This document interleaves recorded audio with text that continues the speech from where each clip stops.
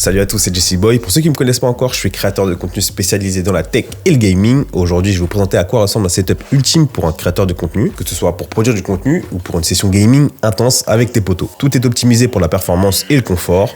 C'est parti, je vous montre tout ça.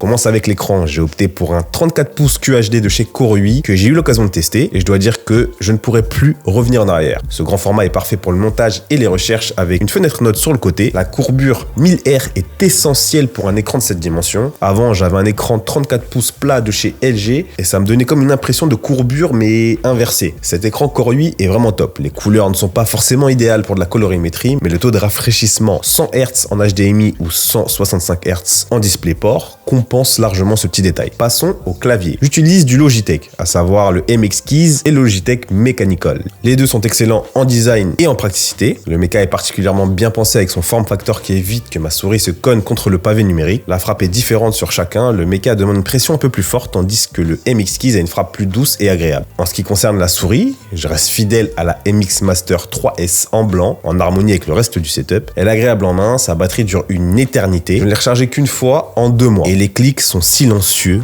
et super smooth. Bravo à Logitech. Cliquer sur cette souris, c'est vraiment un plaisir. On a l'impression de cliquer sur un nuage. Maintenant, parlons du bureau et de la chaise. J'ai pu me faire plaisir car cette vidéo est à l'initiative d'Herman Miller. Et pour ceux qui ne connaissent pas Herman Miller, c'est une entreprise pionnière dans le design de mobilier ergonomique et innovant. Ils ont révolutionné l'aménagement d'espaces de travail avec des créations emblématiques comme la Ames Lounge ou la Iron. L'entreprise est aujourd'hui synonyme de confort et de fonctionnalité, alliant design avant-gardiste et technologie pour améliorer la qualité de vie au travail. J'ai donc choisi le bureau Jarvis Fully de chez Herman Miller. Ce bureau est bien fini, facile à monter, bien que cela prenne un peu de temps, élégant, facile à nettoyer et le moteur est silencieux. Pour faciliter les déplacements, j'ai ajouté des roulettes, ce qui est indispensable vu le nombre de fois où je change de setup et j'espère qu'ils m'en voudront pas pour ce petit bricolage. Pour accompagner ce bureau, j'ai opté pour la chaise Iron. Cette chaise est une... Les gars, si vous envisagez d'acheter une chaise Herman Miller, je pense que c'est le bon moment. Vous avez jusqu'à moins 20% sur leur site et sur pas mal de produits, notamment les chaises et les bureaux. Je vous mets le lien en description. C'est valable jusqu'au 10 septembre inclus. Profitez-en, c'est bientôt fini. Let's go pour la suite de la vidéo. C'est une légende en termes de confort. Chaque centimètre est pensé pour épouser votre dos. C'est un vrai investissement, oui. Mais si vous passez beaucoup de temps assis, je vous recommande de commencer à investir dans une bonne chaise. C'est comme choisir un bon lit, c'est là où on passe du temps qu'il faut investir. Côté éclairage, j'utilise la Litrabeam de chez Logitech pour créer un mood, ainsi qu'une grosse softbox de chez Neewer et 2 tubes LED de chez Godox. C'est un investissement important, mais la lumière peut vraiment sublimer votre vidéo ou tout détruire. Un bon éclairage est essentiel pour une bonne qualité de contenu. Pour l'organisation de l'espace, j'ai installé un pegboard de chez Ikea.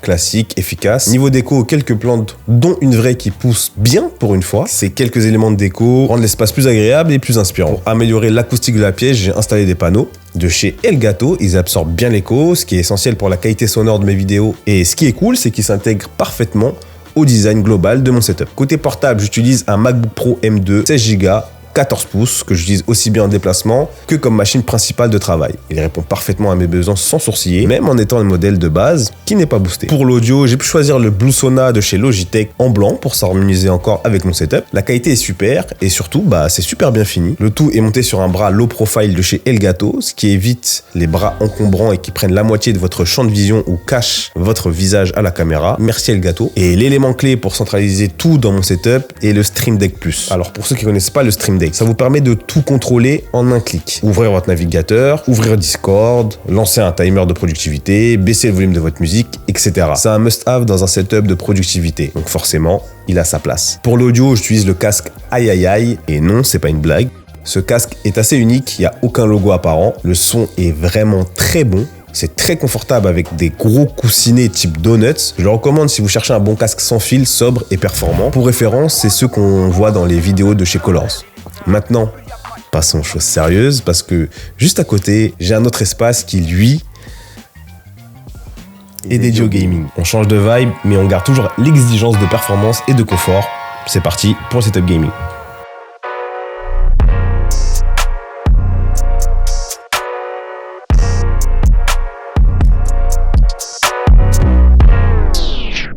pour les claviers, je change souvent, mais je pense que ça, vous l'avez compris. Mon clavier de cœur, c'est le Wooting 60HE, et je précise encore, c'est le meilleur clavier au monde. J'ai gardé la case et les keycaps de base, mais j'ai lubrifié les switches. La réactivité de ce clavier est tellement sensible que je ne mets pas la réactivité au maximum, sinon c'est trop sensible pour moi. Et quand je n'ai pas besoin d'un clavier de fou comme celui-là, j'utilise le Logitech Pro X-TKL, c'est un bon clavier gaming avec des switches brand, ce qu'il y a de plus classique. Et pour compléter ces claviers, il me fallait des souris à la hauteur. J'alterne entre 3 modèles généralement en fonction des jeux auxquels je joue. Pour des jeux style Fortnite ou Warzone, je suis sur la G502 ou la Superlight, mais quand je game sur Valorant, je suis tombé amoureux de la Wallmouse 4K. Merci à Maxi Sport de me l'avoir envoyé, vous avez 5% avec le code JessiBoy les gars. Profitez-en. Cette souris, c'est une vraie folie. Je pensais que ma Superlight était légère, mais là, c'est fou, on ne sent même pas la souris. C'est super agréable, elle est en magnésium et elle monte à 4000 de refresh rate grâce à son dongle. Dongle qui est un peu trop kawaii, mais ça, on passe. Sur toutes mes souris, il y a des grips, c'est indispensable, la sensation est vraiment agréable et la prise en main est nettement meilleure. J'utilise ceux de Pulsar, vous avez plein de petits grips à disposer à différents endroits de votre souris, c'est pratique. Et pour tirer le meilleur parti de ces périphériques, il me fallait un écran qui suit. J'ai toujours pas changé depuis la dernière vidéo setup, je suis toujours avec mon Fox Spirit que j'ai pris chez LDSC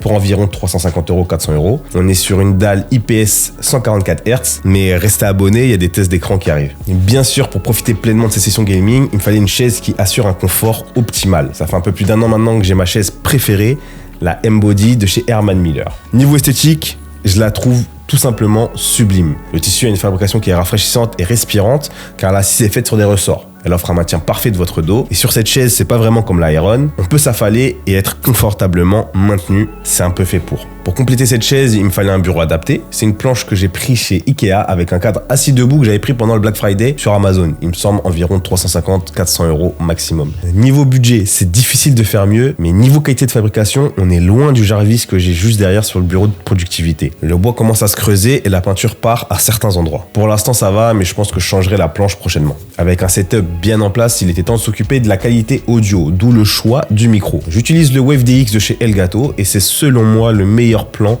pour un micro XLR de bonne qualité, pas trop cher. Les finitions sont excellentes et vraiment j'adore son rendu. D'ailleurs, vous allez pouvoir faire votre propre avis entre le Wave DX et le Blue Sona que j'ai utilisé juste avant. Pour que tout soit bien éclairé, j'ai opté pour 2 Elgato Keylight pour m'éclairer moi et des LED Elgato sous le bureau. Tout est contrôlable soit par téléphone, soit avec l'application qu'il y a sur votre PC. Pour gérer tout ça avec précision, j'utilise un Wave XLR. C'est une carte son de chez Elgato, c'était l'ancienne configuration à avoir et là ils l'ont d'ailleurs mise à jour en fusionnant 2 produits, ce qu'il y a sur le bureau juste derrière moi. Bien sûr, j'ai des Stream Deck dans ce setup, il y a un Stream Deck Plus avec quelques raccourcis de base, mais surtout j'ai lié l'application Fan Control à mon Stream Deck, du coup je peux passer en mode silencieux en un clic. Et ça, c'est banger. Ça, c'est mon premier Stream Deck, bien avant que je commence à bosser avec Elgato. Et il me sert à vérifier la température de mon PC ou utiliser des raccourcis quand j'utilise Premiere Pro. Mais ça, c'était avant que j'ai mon setup productivité. Pour pouvoir m'isoler et profiter pleinement du son, j'utilise soit mon DT770 Pro que j'ai depuis maintenant plus de 10 ans. Conseil pour ceux qui ont ce casque, changez les coussinets. Ça coûte pas trop cher sur Amazon. Donc arrêtez avec vos coussinets tout jaunes. Ça dégoûte. Sinon, quand j'ai besoin d'être un peu plus libre, j'utilise le A50X de chez Astro. Alors ce casque, c'est un vrai petit bijou, mais attention, précision. Si vous avez plusieurs consoles à brancher, parce que grâce au dock et à un bouton que vous avez sur le casque, vous pouvez changer de source audio et de source HDMI en même temps. En vue du tarif, je le conseille pas forcément à tout le monde, mais si vous jonglez souvent entre plusieurs consoles, bah c'est ce qu'il vous faut. Et évidemment, tout setup est alimenté par une machine puissante. C'est toujours la même config que j'ai, un Ryzen 5900X et une RTX 3080 dans un boîtier Lonely, mais restez branchés. L'update arrive très bientôt et d'ailleurs je pense qu'il y aura mon premier PC en giveaway, donc dites-moi en commentaire si vous êtes chaud pour ça. Voilà, je pense qu'on a fait le tour de ce setup ultime pour la productivité et le gaming en tant que créateur de contenu. J'espère que vous avez apprécié cette présentation. Comme vous pouvez le voir, chaque élément a été soigneusement choisi pour optimiser l'espace tout en gardant un design minimaliste et efficace. Merci à mes partenaires Herman Miller, Elgato et Logitech. Tous les liens sont en description. Alors n'oubliez pas de liker et vous abonner. C'était JessiBoy. À très vite.